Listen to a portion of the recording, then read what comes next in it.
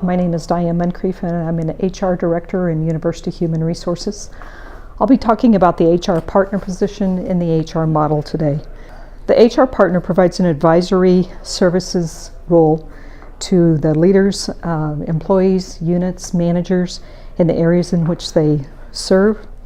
In the areas of human resources, such as workforce planning, recruitment, talent, compensation, position classification, position management, employee relations, labor relations, and employee rewards and recognition. Some of the duties of the HR partner include communicating and advising on HR policies, programs, and procedures, and delivering training and collaboration with University Human Resources and the Senior Vice President and Provost Office. They collaborate with the Senior HR Partners, which is the direct reporting line for this position, University Human Resources, and the Senior VP and Provost on critical workforce planning trends and needs of the area. They're responsible for managing the workloads for themselves and for the HR coordinators. The HR coordinators are the direct reporting line for this position. They identify priorities and coverage and help to leverage resources across the areas in which they serve. The position is also responsible for advising leaders on workforce strategies, talent management, succession planning, compensation, career paths, and identifying opportunities for improvement in these areas. They collaborate across the lines. I say we collaborate up the line and down the line. So up the line would be the senior management and resources, and down the line would be the program coordinators and employees within the units that they serve. They provide support and advice to managers on critical staffing needs and work with leaders on performance evaluation plans, performance improvement plans, career development. They engage with managers on a proactive basis. This is something we haven't been able to do in the past because of a lack of resources. So this will be a big change for many of us. They consult and advise managers on all types of job changes, promotions, demotions, anything that affects the pay, the leave programs, and other HR functions. If this position resided in an academic unit, there are certain activities that would remain in the unit. They wouldn't be escalated up the model, primarily associated with faculty.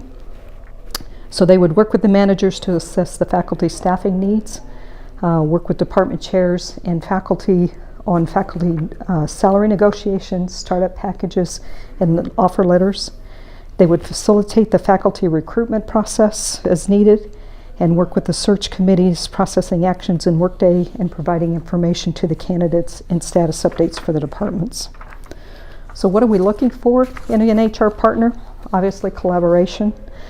Someone who can work effectively and constructively with others, willing to share their knowledge and their time and their energy for the success of the group. Relationship building is key in this position. This position in many ways serves as the glue within the unit. Willingness to maintain and foster the relationships and continue to grow them throughout the process. The problem solvers. We're looking to apply critical thinking skills and solve problems to bring us positive outcomes. They have to have a strong HR acumen. We want them to have strong HR knowledge, strong organizational knowledge of the units in which they serve. We felt that this was key, that they know the business that they're serving and the people that are in those businesses. We want them to have a coaching and developing mindset, and we want them to be leading with integrity and act as a strategic thinker. So if there are no questions, a couple of reminders about upcoming activities. The interest survey comes out tomorrow. We would encourage you to complete the survey, and at a minimum we would really encourage you to say maybe. You may not know enough about the situation or about the position to commit, but you will have an opportunity to continue in those discussions or withdraw. There are sample surveys out online that you could review. You might want to take a look at that before you start the survey because there's information that needs to be added. Might be handy to have your resume handy or available to you as you fill out the survey. Another helpful tool in this process is to review the transition FAQs. Many of the questions that have been asked today are being covered in the FAQs that have already been published.